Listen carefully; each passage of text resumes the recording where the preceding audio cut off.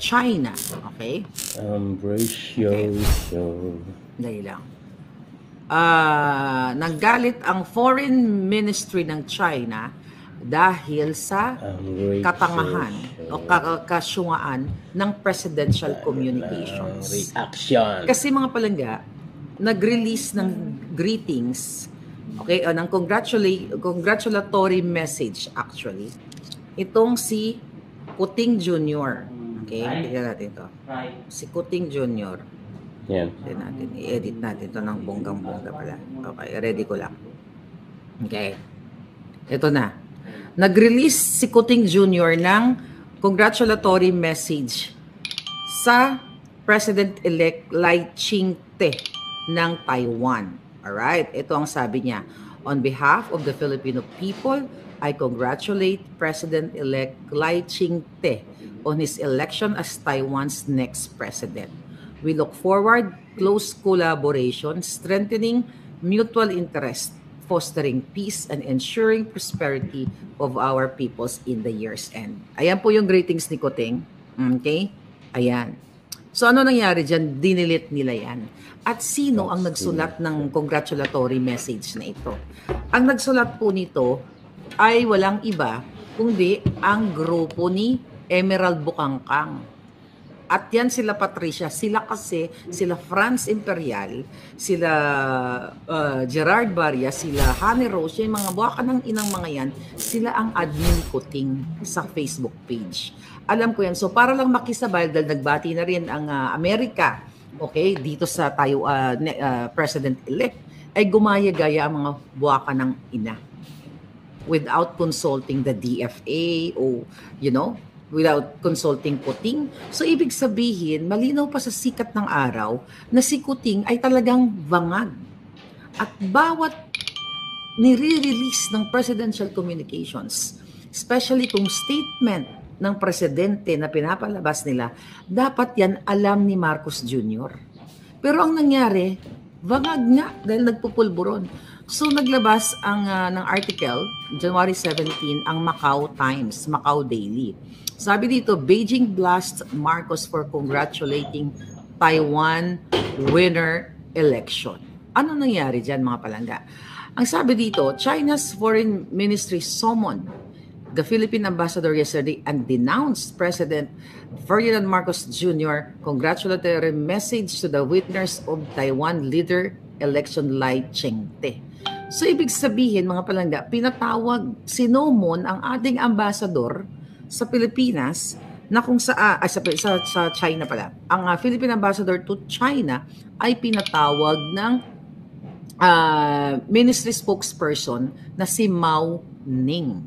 Okay, at sinasabi niya na ang ginawa ni Marcos Jr., ito ang exact word niya, seriously violated the political commitments made by the Philippines to China and rudely interfered in China's internal affair.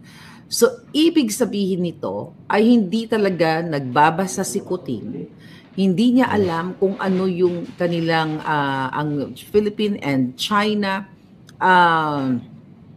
what you call it, agreement in terms of sa pakikialam ng internal affairs.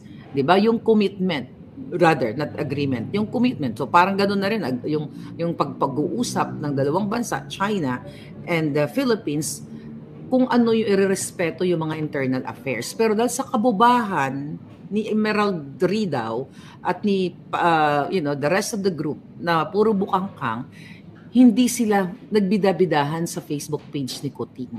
Okay? Tuloy lang natin dito. So, sinasabi ng China na ito ay seryosong paglabag, okay, sa usapang pampolitika ng China at Pilipinas. Na sinasabi ng China, China claims Taiwan as its own territory to be recovered by force if necessary and angrily condemns statement that appeared to confer legitimacy on island's government. Oh, yeah.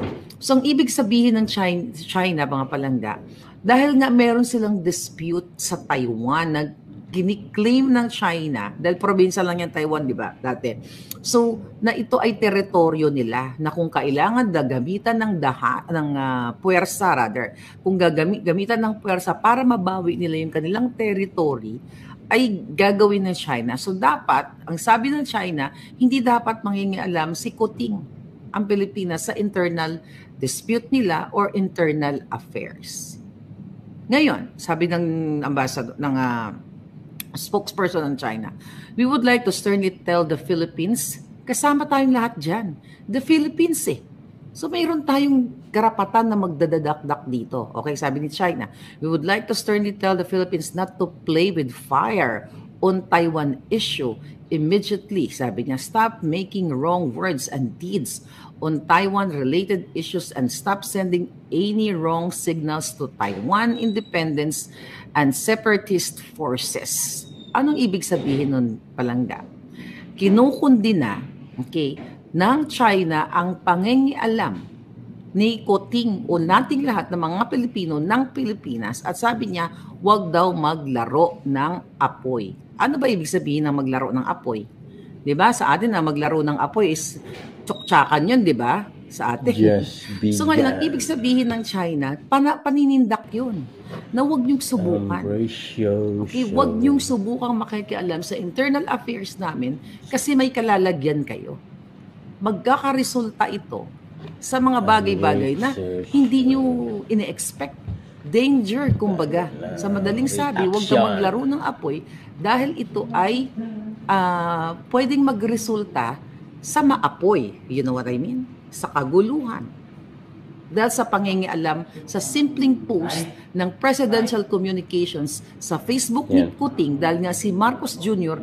ay syunga, bangag, hindi niya inalintana, wala siyang pakialam kung anong ginagawa ng mga tao niya sa baba. Kaya itong mga to, dahil nag-aaway sila sa payola, sa bribe, sa bayaran, di ba? In connection dito sa report natin, kaya hindi na alam ni Kuting na napapahamak niya na ang ating bayan. Di ba? Sabi ng China, huwag kayong maglaro ng apoy. Hindi kayo dapat makikialam. Itong issue namin ay pang-amin ito. Di ba?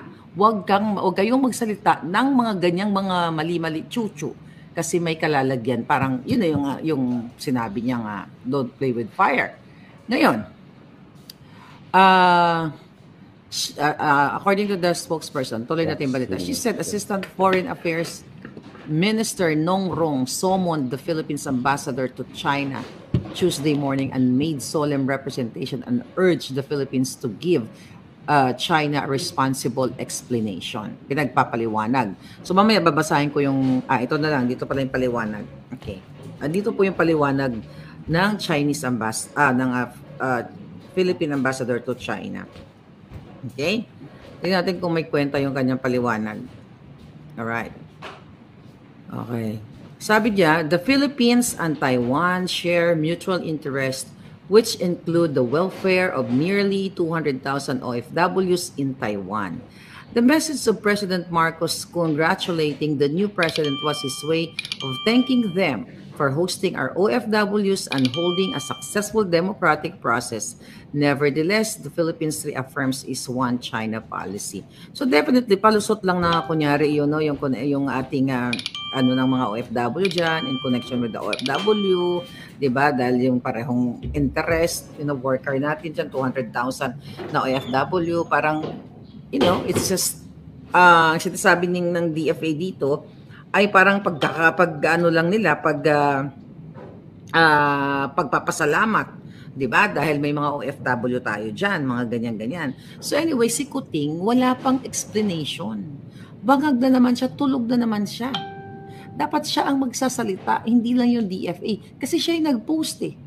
Even though yung mga jutang genimes ang nag-post, yung sila Bukangkang, Presidential Communications, sila dyan, ang liability kay Marcos Jr., kay Kuting, mga Palangga.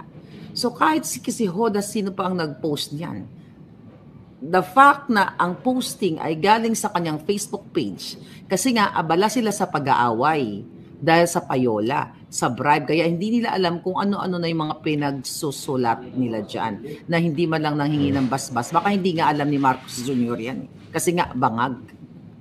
Di ba? Bangag eh. Sabi dito, ng Chinese government, okay, spokesperson, Marcos Jr. congratulated Taiwan's leader election on Monday, saying in a statement shared on social media that was looking forward to close collaboration and strengthening mutual interest. Sabi niya. Tapos sabi nung spokesperson, who is detested by Beijing as pledge to safeguard the island's de facto independence from China and further align with other democracies. So, ang sinasabi ng China dito, dapat ay hindi talaga makikialam ang Pilipinas, 'di ba? Even do sa mga simple bagay kasi they're very sensitive. Okay? So sinasabi dito dapat ang interest, okay? Ang interest ay ang internal dispute ng China at ng Pilipinas ay hindi dapat, tama ba? Internal dispute ng China and Taiwan. Kaya naman galit na galit ang China ngayon. Okay? Na sinasabi nila dito na hindi dapat makikialam ang ating bansa. Alright? Dahil sila ay mayroong sariling kalayaan o demokrasya, para ayusin nila yung kanilang mga dispute at hindi tayo magkakaroon dapat ng mga internal pangingialam katulad ng ginagawa ni Kuting sa pagpapasok ng ICC para pakialaman ang ating bayan. So sa madaling sabi, hindi nag-iisip si Marcos Jr. kasi paano siya mag-isip? Polboronic nga eh. Paano niya mamomonitor yung pinipost ng mga bukangkang? Paano malalaman? Dahil nakita nyo, ito'y simpleng salita lamang ay pagpapahamak sa ating lahat. Buti naman sana kung kaya ng Pilipinas makipagwarla-warla. Ang Amerika, alam mo naman yan. Di ba? Bumati din. Oh. Ano ang sinabi ng dyan? Ng balita? Alright? Okay. After U.S. Secretary of State Anthony Blinken congratulated Lai on his victory, China's foreign minister